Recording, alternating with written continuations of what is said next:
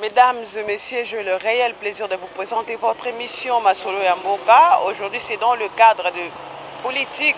Ndenge tolobaka Masolo ya Mboka etushaka bakouche nyonso kasi lelo tosepeli tolobela bino mayematali mboka parce que mingi bolobaka ke mama Afrique komi un peu moi kodekone lobela mayematali mboka bato balingi bayeba mayema koleka na mboka. Aujourd'hui, j'ai l'honneur de recevoir pour vous maître Papi Boulungu du PPRD.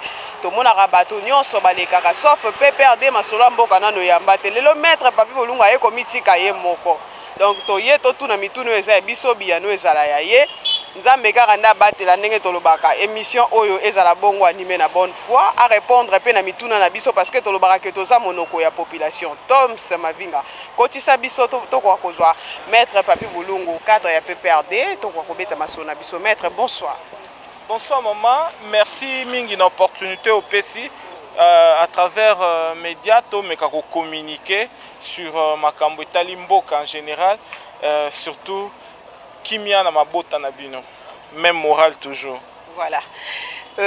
Avant de kota na masolo na biso na maître Papi, to souhaiter ba condoléances na ba Tanzanien nyonso, nous sommes de cœur avec vous. Ba uti bongo kosila ko bungisa président na bango. Je ne sais pas si vous avez un mot d'adresse par rapport à bandeko na biso ba bungisi président. Je crois que le président tanzanien c'était parmi les présidents panafricains oyo bazalaki na makambo malamu ebele. Eza choc monene pour le peuple tanzanien na travers babilili tomoni ndenge nini mboka mobimba batelemi bazo comprendre te comment est-ce que ekokaki ko arriver. Et donc l'irréparable est arrivé. Rendons grâce à Dieu. Dieu a donné, Dieu a repris, que son nom soit loué. Voilà, il a adressé. Je profite de votre micro pour le peuple tanzanien, surtout. On est de cœur avec vous dans ces moments très difficiles. À travers ma modeste personne, tout ce qui pense du bien pour l'Afrique et pour le peuple noir en particulier, nous vous disons que tous ensemble. Que le Seigneur nous aide à surmonter toute cette épreuve, même morale toujours. Amen. Na lansala sa bapel. Na belela batoba ya ba tendance politique nyonso basi la koleka na plateau ya masolo ya mboka. Sauf PPRD nano elekate. Lelo molimo santo asimbi maître Papi tobi to kotika te même na butu to ko réaliser mission ya mokolo ya lelo to lobisa ye par rapport à maïma koleka na mboka. Maître Papi lelo yo ondimi koleka parce que tout le monde a pu perdre beaucoup de médias. Bobanga mafinga bato to pendenge ni tope mauvaise gouvernance pour les lois comme abinonde beaucoup ma sujet à population tant ba autant a pu perdre ba au monde penande de Joseph Kabila puis bino ba obo kolanda na simalo ko ba maseke morobo mais le lo suis courage à koleka na etando ike population ba simba pe ba ebani na kati ya vie ezalaka te mutu oyo aleki liboso akwei na libulu yo moni ye tango ye yo itali na simo moni ye ndenga akweyaki oyo sote ke yo ndo leki na maele etando ike ezalaka mbeli ya double couteau. Tantôt okoki koloba makambu oyo bato bapesa yango interprétation ndenge oyo ezali na contexte te, tout comme pe okoki koloba makambu mais créer ba problème. Le président Joseph Kabila Tikela Bisso et Lokomoko Alobi ne parlait que si la parole est plus importante que le silence. Les sénateurs ou bien le président? Le président ex. Faut le barrer. Le sénateur à vie. Mais président de mon parti, donc il n'y a pas de souci. Faut le barrer que le président de mon parti. Donc il n'y a pas de problème. Le vrai problème c'est que par rapport à la question PPRD et Sasumaka na bilan oyo nyoso ezali na kati ya mboka na bilan positif na kompe koki esala objet ya ba critique oyo pe ezali négatif to Sasimaka. On a fait ce qu'on a pu faire. Nzambe mutu ayebi na quelques gens de bonne foi oyo bayebi que ils ont fait de leur mieux par rapport à la situation oyo Joseph Kabila Kabange a trouvé en Mboka. Vous savez, na kati ya mboka eloko elekaka mibeko ezalaka te. La gouvernance de Joseph Kabila tozui pour la première fois dans la République démocratique du Congo, constitution oyo eza acceptée na batu ebele. La plupart des gens ont accepté ya ko ndima constitution. Donc bon modifier à qui? Ouais, Kabila tika la président éternel. Jamais il y a aucun article la constitution et confirmer ma cambo koloba. Article de la constitution est clair que le mandat du chef d'État est de 5 ans, une fois renouvelable. Et donc, aucunement on a modifié la constitution pour que Joseph Kabila Kabange atikala éternellement na pouvoir. Pour respecter qui malobawana. La constitution est la Bible. Le mandat 5 ans, une fois renouvelable. Puis nous avons 18 ans. Non. Avant la constitution, il y a Mboka, il y a une belligérance. Et la Mboka est divisé. Tangu Mboka est divisé, tozaki bisobana ya Kisasa, tokoki kokende na Mboka Gomate, bazalaki ko utiliser monnaie oyo ezali autre que les francs congolais. Ils avaient au na Kasaïté parce que bazalaki ko utiliser l'ancien Zaïre. Au ko zo avion te okende Gemena, pourquoi? Parce que kuna pe ezalaki divisé. Donc tant que Joseph Kabila a eu pouvoir, il y avait 4 partis en République démocratique du Congo. Il a fait ce qu'il a pu faire, il y a kotika République démocratique du Congo dans les frontières de 1960. Cette donne majeure, Ezali Yako rejeté. Pourquoi vous défendez l'indéfendable? Pourquoi Bokoloba Makambo et Salamate? Le lotan ba mon échec pendant 18 ans. Même baka niveau bo inhabité soki tom sakoko sunga biso tan ba mona sachet kotika la ba la fruit ya Kimbuta. Kimbuta ne ba mona moto nani? Ndeko Joseph Kabila. Lelo yoyo leki netando ko expliquer makambo susu. Nini obino bosali pendant 18 ans au peuple atikali pena na souvenir na bino. Na ebisio d'abord na mboka o ezalaka important za cadre légal o eza constitution. Donc œuvre grandiose ya Joseph Kabila ezali constitution en peuple ezoliati lelo. Non, en fait, pouvoir ezalaka mi balé. Il y a pouvoir, il y a donner na recevoir et il y a pouvoir régalien. C'est-à-dire, nakati ya pouvoir ya mutu yope tel que papa pesa abota yo, apesa yo nyonso tout apesa yo capacité ya kotanga et puis yo ko se débrouiller na vie. Eza ndenge moko pe na mboka.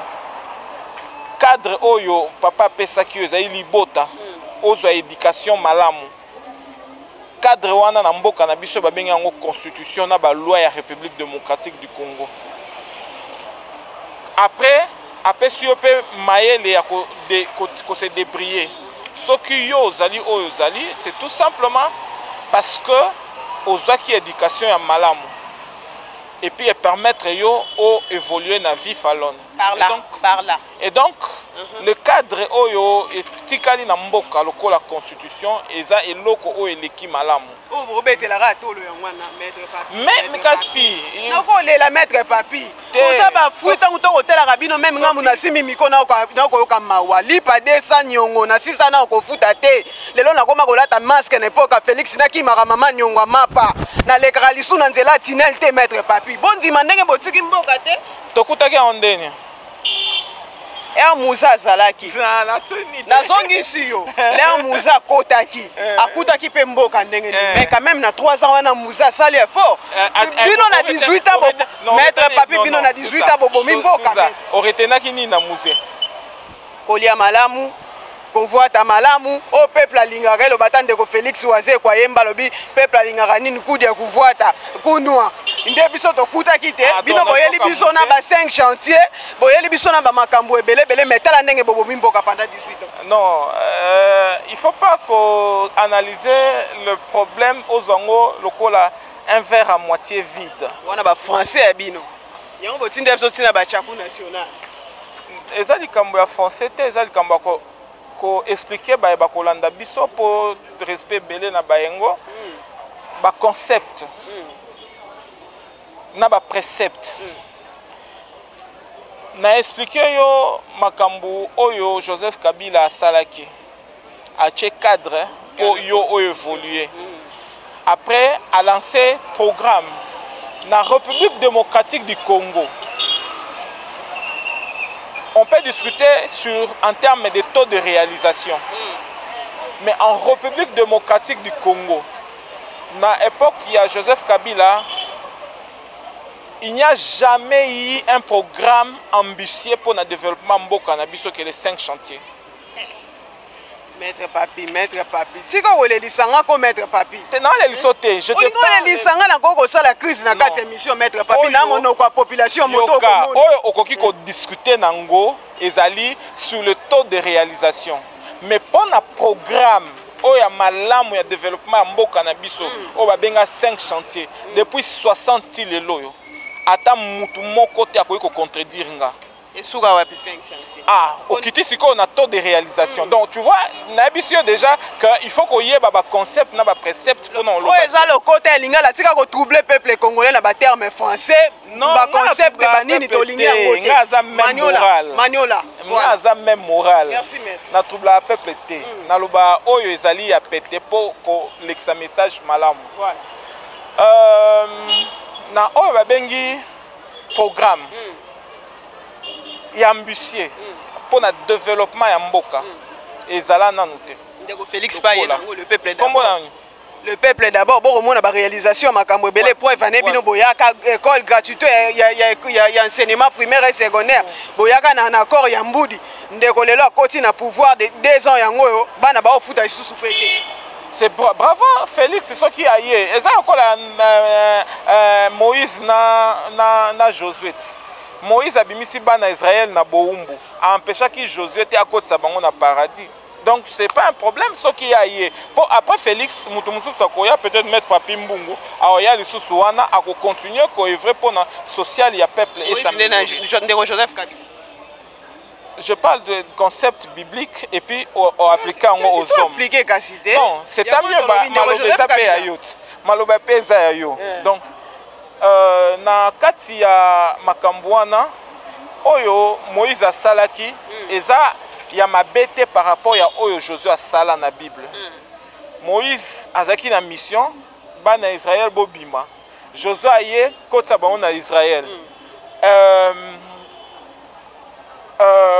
Salomon aye construction à Israël. Donc tout s'est fait dans le temps et dans les circonstances. Pourquoi toi l'église était Moïse nani, Josué nani? Non, ok, na continuité il y a action pour le développement ya Mboka. Eza eloko eleki malamu. Na koloba na ngai na tangaka na ba débat individuel té parce que les grands esprits pensent idées. Bah, petit esprit pense homme. C'est ça la différence qu'il y a. Même moral, azana ba idée, yaminene peut-être yamike, mais il partage ça avec le peuple. C'est comme ça on m'appelle même moral. Donc, nakati ya continuité à action, tout ce que mutako sala et que ça toujours objet à critique. Na yaba critique.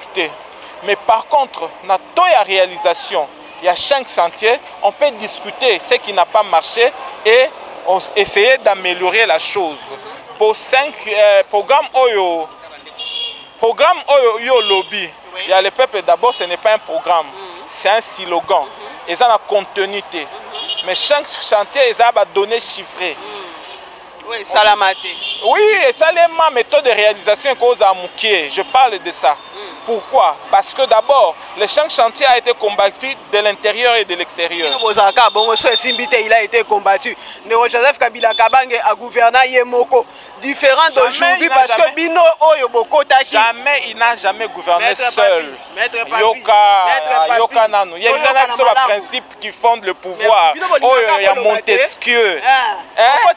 Montesquieu. tali siko tokoloba nini parce que par principe oyo efondaka pouvoir ezali principe ya Montesquieu oyo esala séparation du pouvoir. On ne peut jamais diriger une république seule. Même les dictateurs, ils ont besoin de s'appuyer sur les idées. Basu prétexte. Hein? Il y a non biso tolingi économie na biso ezala entre ma mère congolais.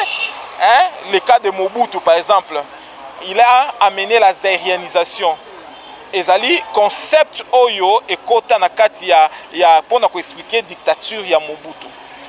Mais na kati ya vie à Joseph Kabila, il a travaillé dans la belligérance avec les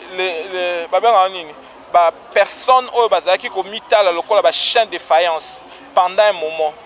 Il n'a jamais fait porter aux autres la responsabilité de ne pas marcher ou de bien marcher.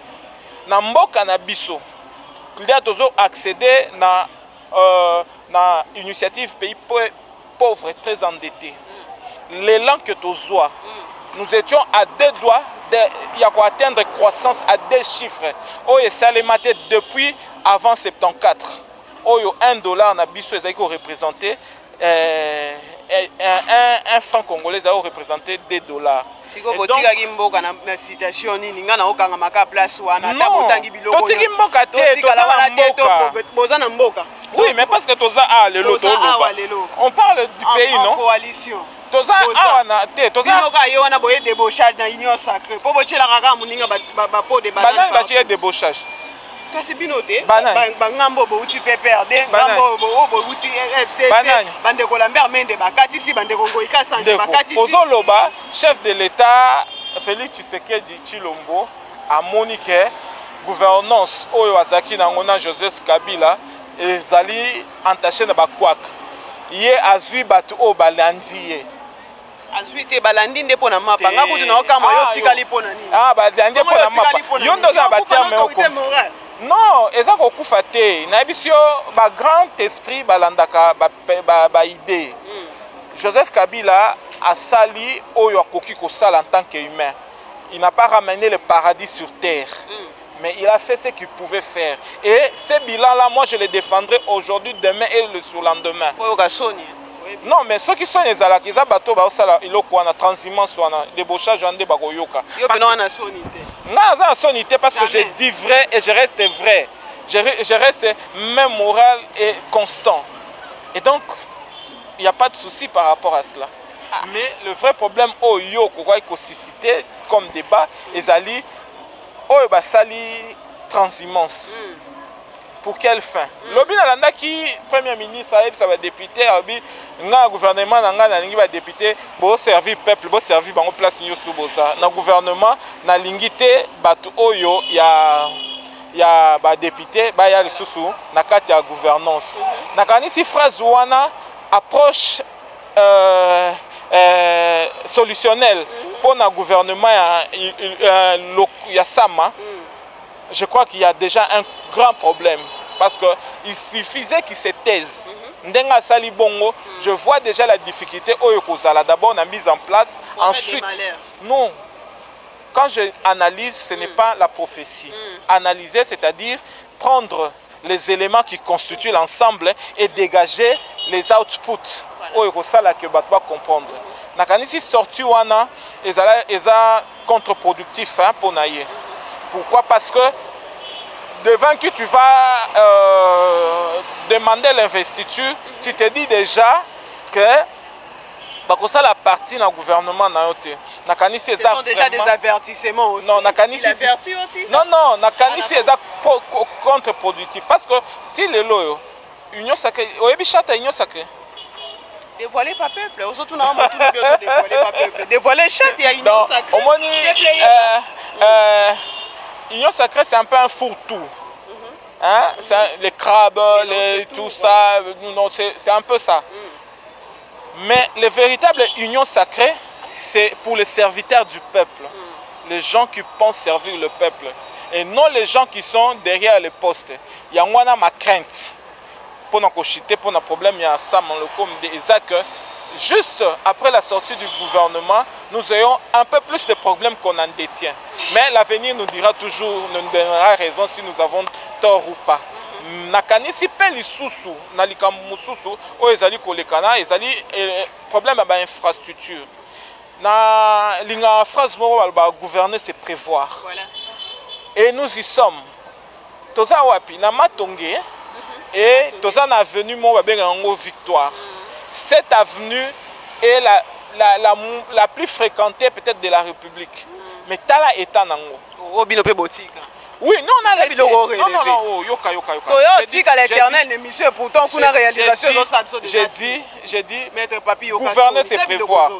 On a relevé, parce que nous avons les leçons qui ont balio, nous avons la yote fallon que, aux alaki na mobali moko, nous avons sala, oh, on a capable pour nous. Maman abisomo boya zala na journaliste, aloba phase en mingi. Mon mari est capable.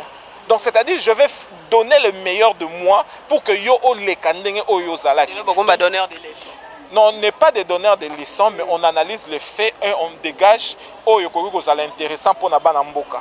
On batanga mingi IDPS boko ta classe mingi pena koleka boko mona biloko ezobima awa azana tombe bako luka koma ko chamu tu ko se défendre bo suka ga kuna te fachi bebe to kabila mama nani kaka ya makamba ngo yango bakota batangi tala baterme bako bimisa pona troubler peuple mena ko kamata ya. Merci. Non, le problème ce n'est pas ya ko troubler peuple. Ezali kota là au moni na vie soko entreprendre ou échouer, ce n'est pas à dire que tu es moins meilleur que celui qui réussit. Quand tu échoues, ça te donne un peu plus d'intelligence pour deuxième entreprise nayo et ça un peu plus meilleur que Oyo échouaki. De la même façon dans la vie politique. Si aujourd'hui Kabila qui se disait qu'il n'avait pas 15 personnes pour comprendre sa vision pour le Congo a eu des difficultés et tout ça, c'est parce que justement les gens qui s'approchent des chefs, la plupart des chefs africains, les gens y vont parce qu'ils veulent répondre à un certain besoin de leurs intérêts. Ils n'apportent pas leur meilleur pour aider les chefs à bien faire son travail. Moi, à mon humble avis, je pense que ce qui olingi ko faire réussir Félix Namanda Naye, Okoganga Fachi béton té, parce que le béton il n'y en a pas. Victoire est un béton té. Oui, mais c'est comme moi Fachi béton pour animer. C'était sur l'avenue Bokassa, ex-Bokassa. Quand on a commencé, il y a ça l'avenue Bokassa, babi, mais au Lekan l'avenue Bokassa. Oui, donc, dis-moi, c'est quoi le résultat? À bétonate, Zoua, Binope Bozaki, c'est un chantier, les raïs. Non, polémique. Non, c'est pas besoin de polémique. Il y a même morale. Donc, ce n'est pas besoin, il y a polémique. Mais l'observation, c'est comme ça qu'il y a dans la Bible, la nature ne vous enseigne pas telle elle-même. Apôtre Paul. Dans le Bible, Maître Papi, tu as malembe la souka masolo soleze belé penza. Tu as zongela eloko la PPRD mitiki mbeka la masolo mboka to banda ko décortiquer na bango. Maître Papi. Oui.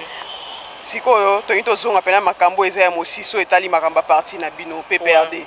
Bo benga na Shadari pourquoi? Eh bien, histoire ya makambo Shadari na PPRD eza beaucoup. Il y a plusieurs données dans kati à faire Shadari et le jeune en général, hein, quelques jeunes qui se sont réunis autour. Il y a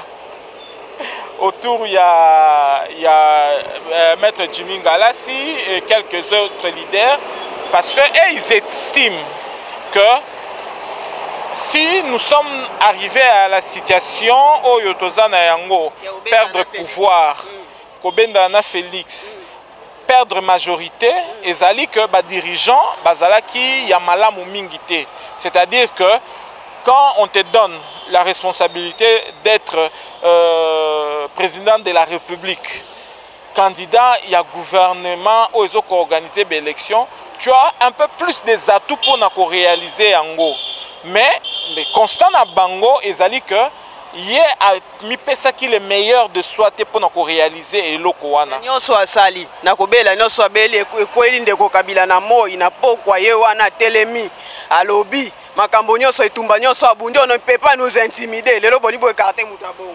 Non, ce n'est pas écarté. Regarde, dans les circonstances, ce n'est pas parce que assumer la responsabilité que tu es toujours le meilleur dans tout le temps. Au moni na management, hein, laisse-moi te faire un petit crochet kuna.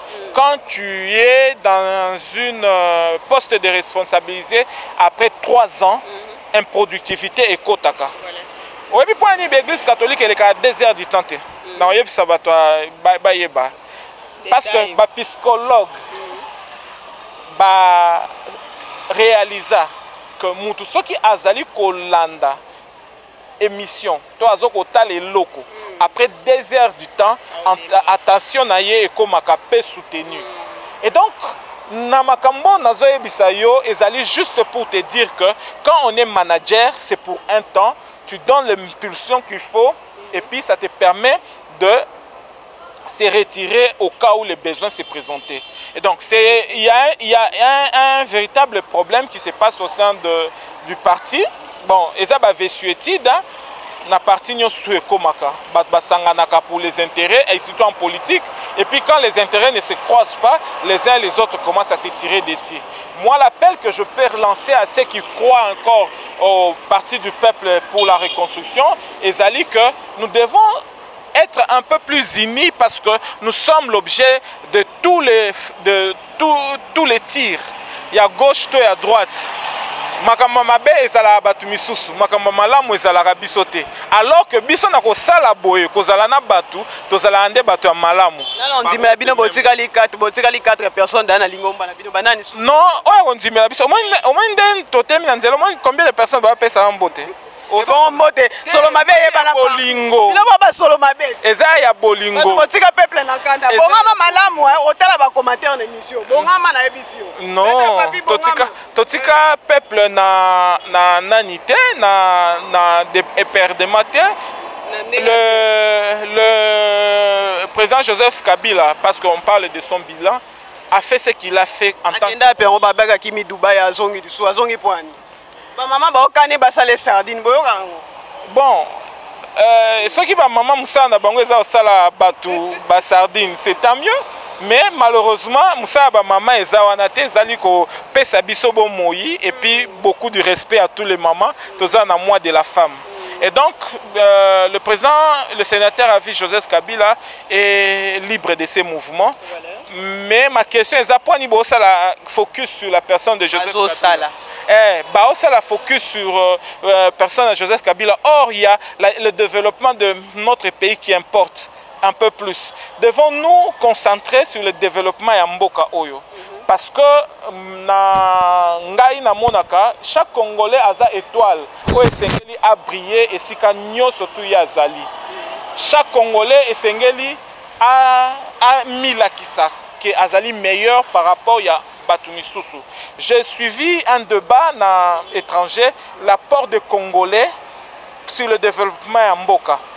On a dit, commençant par nos expatriés, ils ne contribuent pas forcément pour que le Congo se développe. On a maître papi, tout le monde est trop théorique. Théorique, nazali praticien. Il y aura un praticien. Il y aura un émission. Pour te rosa des heures d'Italie, on peut le vélo au bâtiment. Il y a un lobby. 2023. Il y a seulement maman livre postulé. En fait, non, la politique est à la ranaba makambo ebele. Non, on s'organise et sans trop faire de bruit pour présenter un candidat qui sera élu président de la République. Et ce n'est pas l'occasion aujourd'hui de parler de 2023. Aujourd'hui, Tozogolobela Makambu Oyo isa un peu plus près Nabiso. Revolver Ezali, est-ce qu'il y a une gâchette pour vous démarrer? Je comprends sans sa question. Revolver, ndé bolobi que makamsu seza ya ko italien non nous boité bozo travailler tout comme ça. On a vu. On a revolver na bino. Donc 2023 quand pas d'élection bobotier gâchette. Bon, revolver na gâchette qui est ensemble. Je sais pas, peut-être faut tchabal. En 2023 nous nous préparons pour avoir des gens bien. Au Moni, en 2018 il y a eu des gens qui ont été élus, mais suite à la menace, il y a le président de la République, Keko Kangamanae, il y a menace qui. Quand on parle de vie politique, le président a menacé de dissoudre le Parlement. Les gens s'en sont précipités, Keko Kangamanae. Les mêmes causes produisent les mêmes effets. Et là, qui c'est que les loyaux ont menacé, et bon, les ont menacé. Donc, c'est ça le problème. Le problème, c'est que tout le monde a changé de débat à Mboka Nabiso. On est vraiment sur les hommes, au lieu de parler. On parlait de développement à Mboka. C'est bon bien de dire Joseph Kabila Tiki Mboka Kufa. C'est comme moi si pe akoko loba mobali na ngai azaka mobali mabe mais oyo azui qui fasse le meilleur que omoni kobongisa nani kobongisa mutu et senga raté okokisa 10 ans pour epsa moi si que non na bongisa ce qui moi si alingi mobali ya bien ata un jour deuxième jour moi déjà pour comment changer mon béton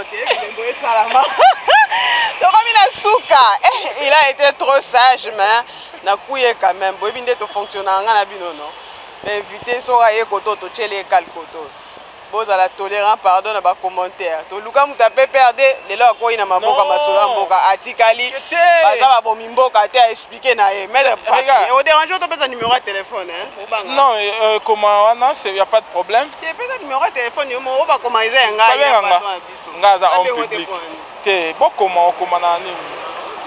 Le vrai problème c'est que to komi na makambo ebele na mboka na biso mais malgré toza ba leader ya minene na mboka toza ba politicien na ba opposant ya minene mais développement ya mboka eza kaka te.